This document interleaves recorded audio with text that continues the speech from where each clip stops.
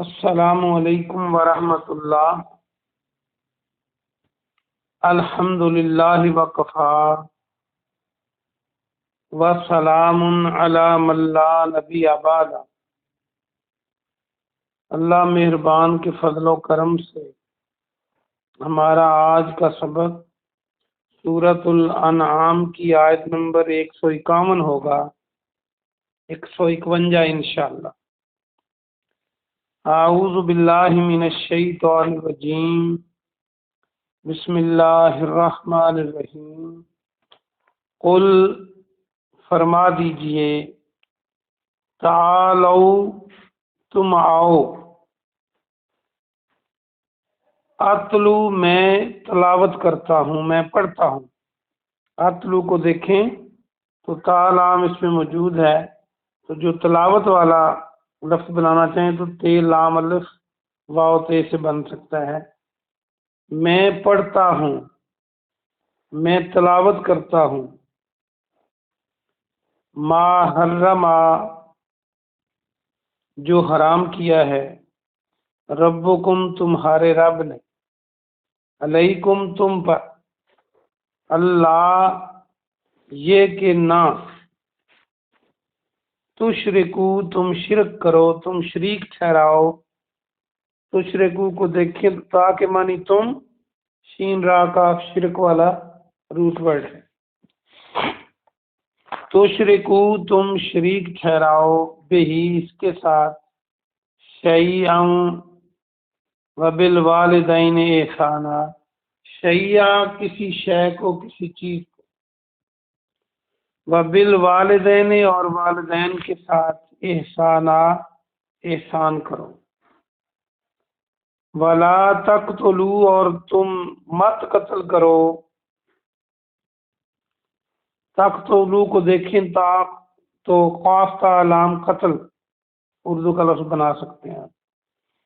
اولادکم اپنی اولاد کو، اولادکم من املاق، املاق مفلسی سے، یعنی مفلسی کے ڈر سے، کے ڈر کو بریکٹ میں کر لیں، تنگی مفلسی املاق، اس کا روٹ ورڈ میم لام قاف۔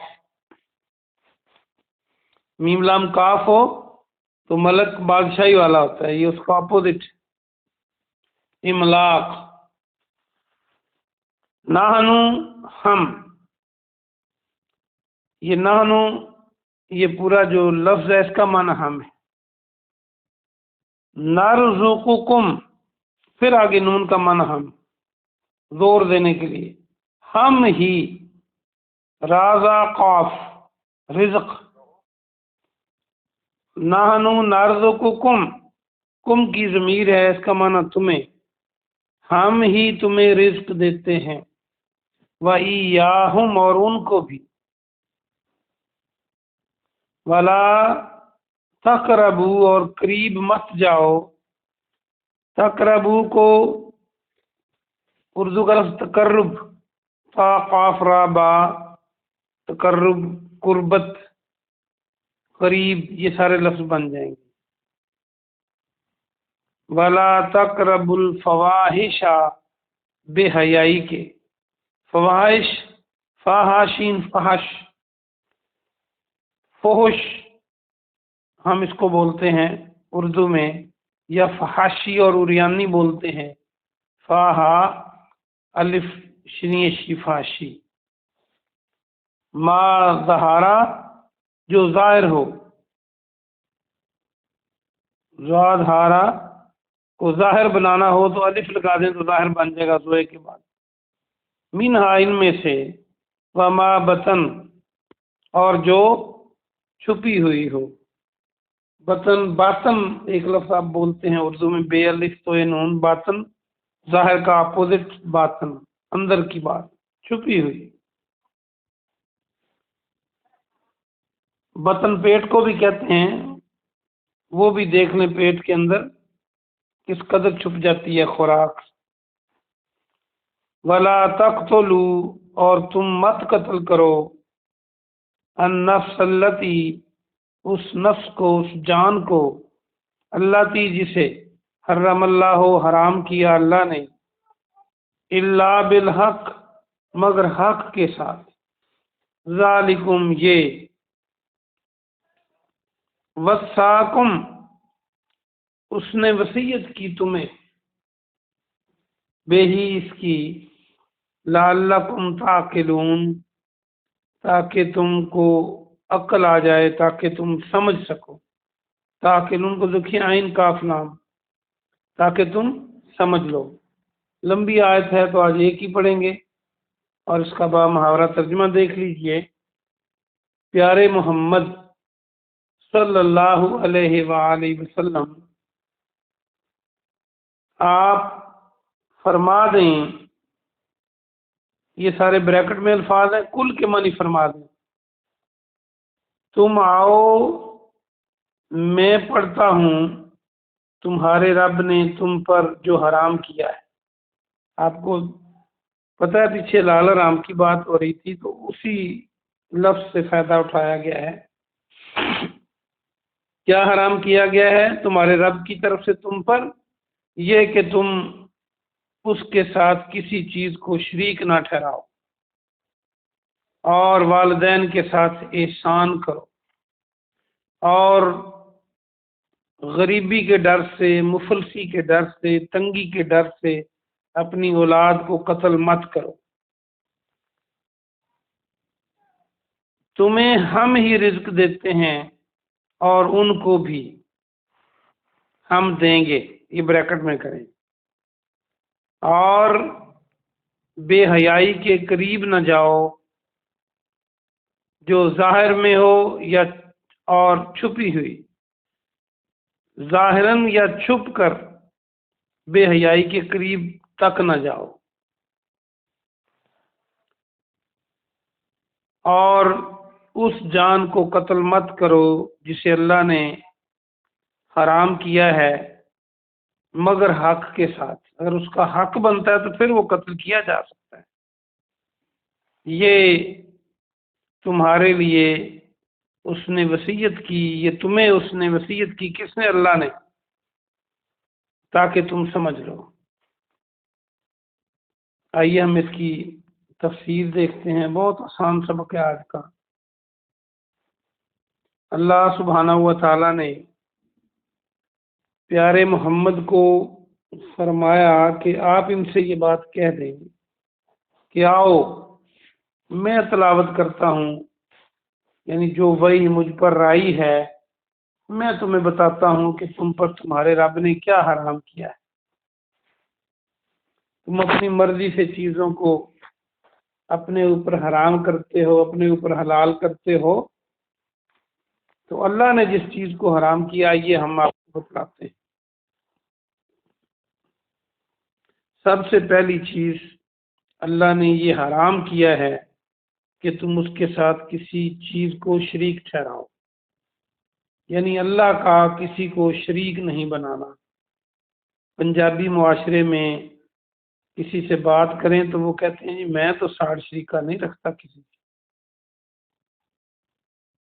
یہ جو رشتہ داروں میں آپس میں ہوتی ہے نا کھٹ بٹ، اس کو لوگ ساڑھ شریکہ سمجھتے ہیں۔ اصل میں لفظ تو اسی طرح کا ہے، لیکن شرک سے مراد یہ ہے کہ جو اللہ ہے اس کے ساتھ کسی کو شریک نہیں بنانا۔ اور کیا شریک ہوتا ہے؟ عام طور پر چار طرح کا موٹا شرک ہے۔ ایک تو اللہ کی ذات کے ساتھ شریک بنانا، شریک یہ ہوتا ہے کہ اللہ کو بھی اللہ ماننا، معبود ماننا، اور کسی اور کو بھی معبود ماننا، یا اللہ کا حصہ قرار دینا، یا اللہ کا بیٹا قرار دینا۔ جیسے کچھ قوموں کا آپ نے پہلے پڑھا کہ وہ فرشتوں کو اللہ کی بیٹیاں، جو مشرکین مکہ تھے، نعوذ باللہ، اور عیسیٰ علیہ السلام کو اللہ کا بیٹا، نعوذ باللہ۔ یہ عیسائی اور یہودی جو تھے عزیر علیہ السلام کو اللہ کا بیٹا۔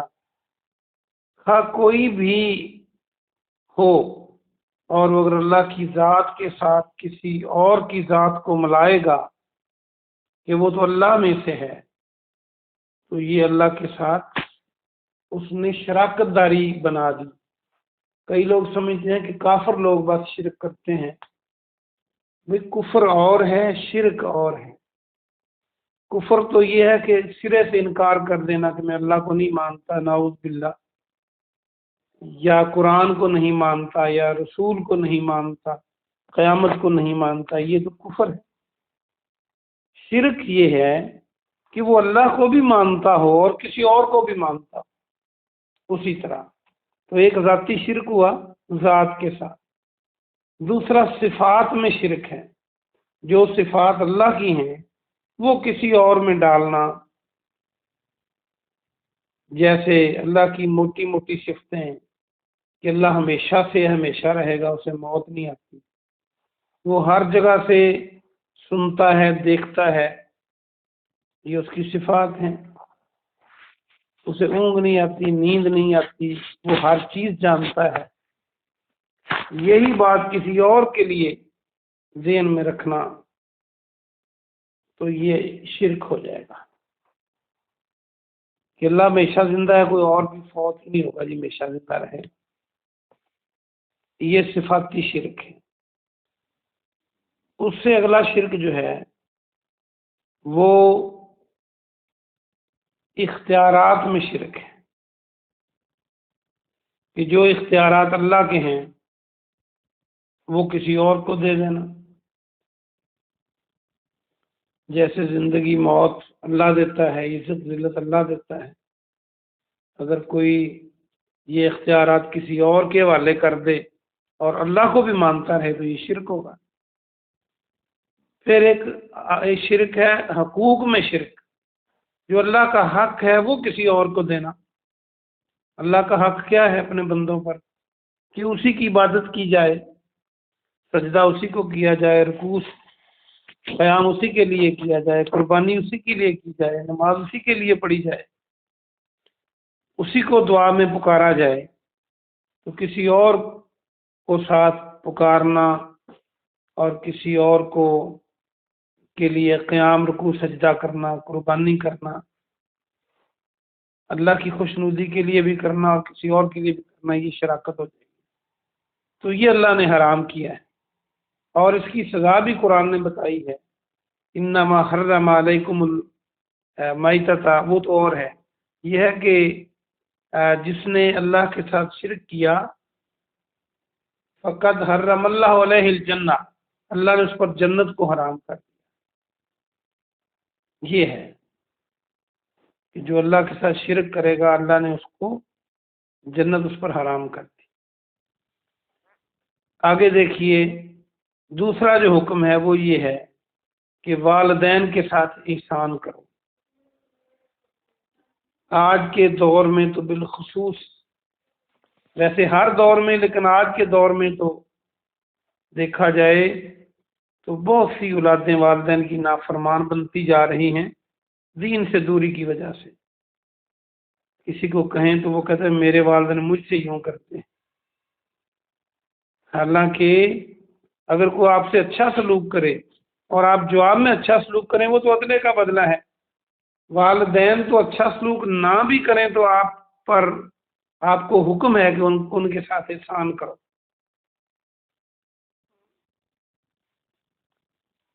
اور ان کے احسان میں ان کی خوراک، ان کے لباس، ان کا ادب، ان کی آبرو، یہ ساری باتیں ان کا خیال رکھنا، یہ اپنی جان سے بڑھ کر ان کا خیال رکھنا، یہ احسان ہے۔ اور اولاد کو غریبی کے ڈر سے قتل نہ کرو۔ کئی لوگ کہتے ہیں زیادہ بچے ہو جائیں گے تو کہاں سے کھائیں گے؟ اللہ فرماتا ہے تمہیں بھی رزق ہم دیتے ہیں اور انہیں بھی رزق ہم دیں گے، یہ اللہ کہہ رہا ہے، ہمیں سوچ جانا چاہیے۔ جو حمل گرانا اور جب بچوں میں جان پڑ جاتی ہے ماں کے پیٹ کے اندر، یہ جو سارے کام ہیں ابالشن وغیرہ، یہ حرام ہے اور یہ قتل ہے اور اولاد کا قتل ہے۔ آگے فرمایا فحاشی کے قریب نہ جاؤ، فحاشی میں بے حیائی ہے، اس میں زنا سے لے کر باریک لباس پہننا، جسم کے ان حصوں کو دکھانا جن کو ڈھانپنے کا حکم ہے، یا بے حیائی کی باتیں کرنا جس سے جذبات کسی کے جذبات میں ابھریں اس کے، تو یہ سارے بے حیائی کے کام ہیں۔ وہ گیت ہوں، وہ شعر ہوں، وہ گانے ہوں، اگر اس سے بے حیائی کی طرف کوئی انسان مائل ہوتا ہے تو یہ فحاشی ہے۔ اسی طرح لباس اور چال اور ڈھال اور یہ ساری باتیں اس میں آتی ہیں۔ کئی لوگ گفتگو ایسی کرتے ہیں، ڈراموں میں آپ نے دیکھا جیسے یہ جو بے حیا ڈرامے، کئی وہ ذو معنی گفتگو کرتے ہیں اور بے حیائی کی طرف لے کے جاتے ہیں بات، اگرچہ وہ چھپی ہوئی ہو یا جو ظاہر ہو، کوئی بھی نہیں کرنی، قریب تک نہیں جانا۔ موبائل آج کل ہر ایک کے ہاتھ میں ہے، اس میں پوری دنیا چھپی ہوئی ہے، اس میں قرآن بھی ہو سکتا ہے، اس میں فحاشی بھی ہو سکتی ہے۔ نہ ظاہری فحاشی کرو قریب جاؤ، نہ چھپی ہوئی فحاشی کی، بلکہ وہ حدیث یہاں سنانا ضروری ہے جس کا مفہوم ہے کہ پیارے نبی نے فرمایا کہ ان لوگوں کا کیا حال ہوگا جو بہت نیکیاں لے کر آئیں گے، پہاڑوں کی طرح نیکیاں لے کر آئیں گے، لیکن جب حساب کتاب شروع ہوگا تو ان کی نیکیوں کو ذرات اور مٹی بنا کر اڑا دیا جائے گا۔ صحابہ کرام پریشان ہو گئے کہ وہ کون لوگ ہوں گے؟ آپ نے فرمایا کہ وہ نمازیں بھی پڑھیں گے، نیک کام بھی کریں گے، لیکن وہ جب تنہائی میں ہوں گے تو اللہ کی حدوں کا خیال نہیں کریں گے۔ تو اس کا مطلب جب انسان تنہائی میں کوئی برائی فحاشی کی طرف جاتا ہے تو دیکھ لیں وہ دنیا ساری سے ڈر رہا ہے، ایک اللہ سے نہیں ڈر رہا، کیونکہ اس وقت اس کو اللہ ہی دیکھ رہا ہے۔ تو اس سے بچنا بہت ضروری ہے۔ آگے فرمایا اس جان کو قتل نہ کرو جس کو اللہ نے حرام کیا ہے۔ سب کو ہی اللہ نے کہ ہر ایک کو قتل کرنا ہی حرام ہے سوائے چند۔ بالحق کا مطلب بھی یہی ہے، کسی نے قتل کیا ہے تو بدلے میں قتل کیا جا سکتا ہے، قاضی اس کو قتل کی سزا دے سکتا ہے، یا کوئی اسلام پہ حملہ کرے اس کو قتل کیا جا سکتا ہے، یا کوئی بغاوت کرے اسلام سے اسے قتل کیا جا سکتا ہے، کوئی مرتد ہو جائے اسے قتل کیا جا سکتا ہے، اور اگر کوئی انبیاء کرام کی گستاخی کرے تو اس کو قتل کیا جا سکتا ہے۔ قرآن حدیث میں یہ باتیں موجود ہیں، لیکن اس کو بھی کسی قانون اور قاعدے کے تحت کیا جائے گا، یہ نہیں کہ کسی بندے نے ایک بندے کو قتل کیا ہے، قاتل ناحق ہے تو جو اس کو دیکھے اس کو قتل کر دے، اس طرح فتنہ بڑھ جائے گا، اس کو باقاعدہ قاضی حکم دے گا۔